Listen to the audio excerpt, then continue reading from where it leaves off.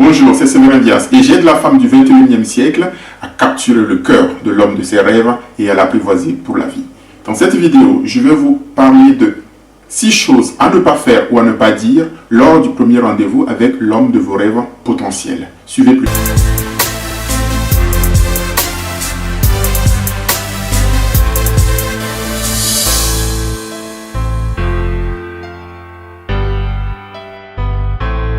La toute première chose à éviter, c'est d'arriver en retard.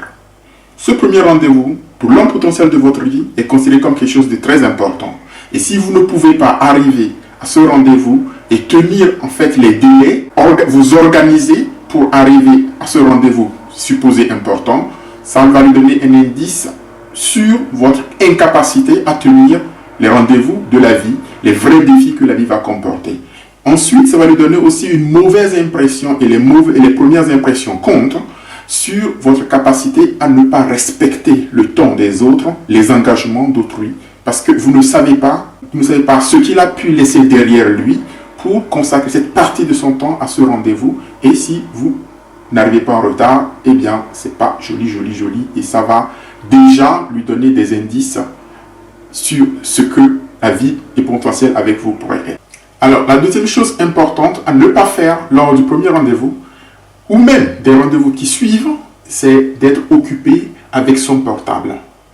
Si vous êtes en face d'un homme qui est supposé être l'homme de votre vie, votre copain, votre mari, même un inconnu, il est dans la normalité des cas presque impoli de tout le temps s'occuper de son portable, de téléphoner, d'être sur WhatsApp ou sur Facebook, de consulter tel site internet.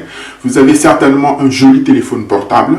Vous voulez peut-être le montrer, vous êtes habitué à vous comporter ainsi. Mais quand vous êtes en rendez-vous, surtout un rendez-vous amoureux avec l'homme potentiel de votre vie, eh bien, sur votre téléphone, quelle que soit la marque, il y a un bouton pour l'éteindre. Vous l'éteignez tout simplement. Vous ne le mettez pas en veille pour le consulter de temps en temps parce qu'il a commandé quelque chose. Vous allez voir votre téléphone. Si les notifications de votre téléphone, les notifications de Facebook, des emails, les WhatsApp sont plus importantes que la personne qui est en face de vous, eh bien, ça va lui envoyer un signal négatif sur comment vous êtes présent, sur votre présence en fait et sur l'importance qu'il revêt pour vous.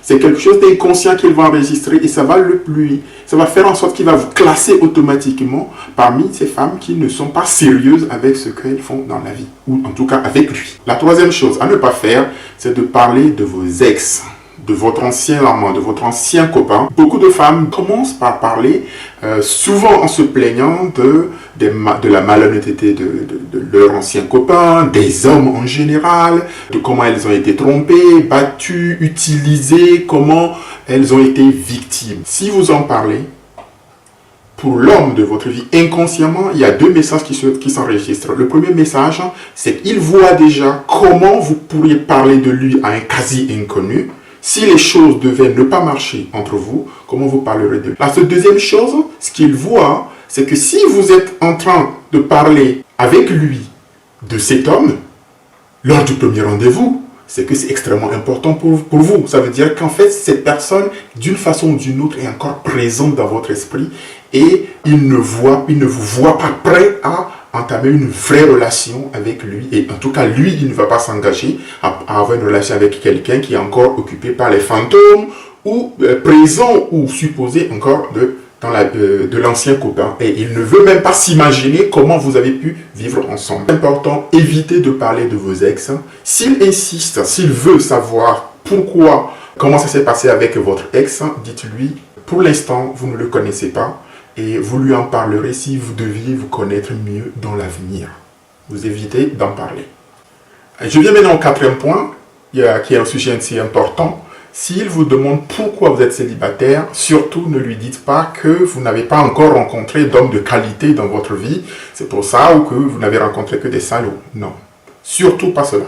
Dites-lui que jusque-là, vous avez décidé d'être seul ou trouver une meilleure réponse à lui donner. Mais ne parlez surtout pas du manque d'hommes de qualité, d'hommes, comment les hommes ne sont plus fiables de nos jours. Ça va donner une mauvaise impression de votre personne plutôt que des hommes où, s'il vous pose la question, trouvez une meilleure réponse à lui donner de la situation. Parce qu'il va se poser inconsciemment la question, pourquoi moi je vais m'engager ou je vais rentrer dans une relation avec quelqu'un que tous les autres hommes ne veulent pas. Et si les autres hommes ne veulent pas être avec vous, il doit y avoir certainement une raison.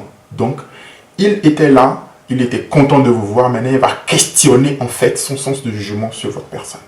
Alors, le 5e point est aussi très important. Trop souvent, beaucoup de femmes viennent en rendez-vous et dès qu'on commence par parler, elles commencent par parler de leur poids. Alors, celle-ci trouve qu'elle est trop mince de là, non, qu'elle a pris de l'embonpoint par ici, que ne parlez pas de vos insécurités corporelles, tout simplement. Si vous vous sentez trop mince ou trop grosse, si vous avez pris des kilos, voyez-vous, si un homme se déplace pour être en rendez-vous avec vous, c'est qu'il vous juge attractive, c'est ce qu'il vous juge intéressante. Il veut le meilleur de vous et il veut vous voir jolie, bien. Si vous commencez à parler de vos insécurités, eh bien, il va se réveiller justement à vos insécurités, commencer par se poser des questions. Et voyez-vous, la confiance en soi est quelque chose de sexy, mais l'insécurité, que ce soit chez les hommes, que ce soit chez les femmes, c'est quelque chose qui repousse en fait le partenaire. Donc, ne parlez pas de vos histoires de poids. Et ça me ramène en fait aussi au 6e point qui est aussi très important.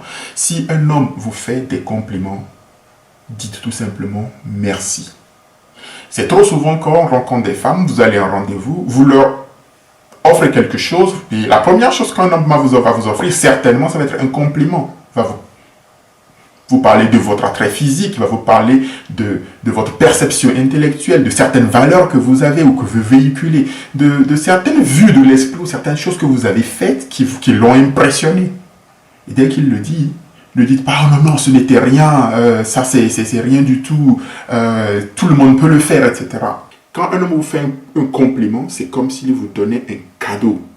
Ne refusez pas le cadeau, ne minimisez pas le cadeau. Prenez le cadeau, dites merci. La prochaine fois qu'un homme vous fait un compliment, souriez et puis dites merci.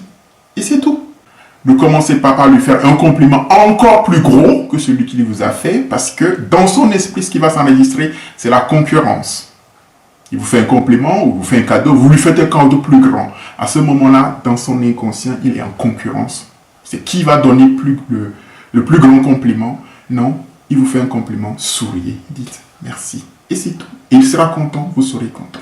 Voilà, c'est les 5 choses à ne pas dire ou à ne pas faire lors du premier rendez-vous avec l'homme potentiel de votre vie. Si cette vidéo vous a plu, eh bien, laissez vos commentaires sous la vidéo, sur Facebook, sur YouTube ou visitez tout simplement notre site internet capturesoncoeur.com. À la prochaine!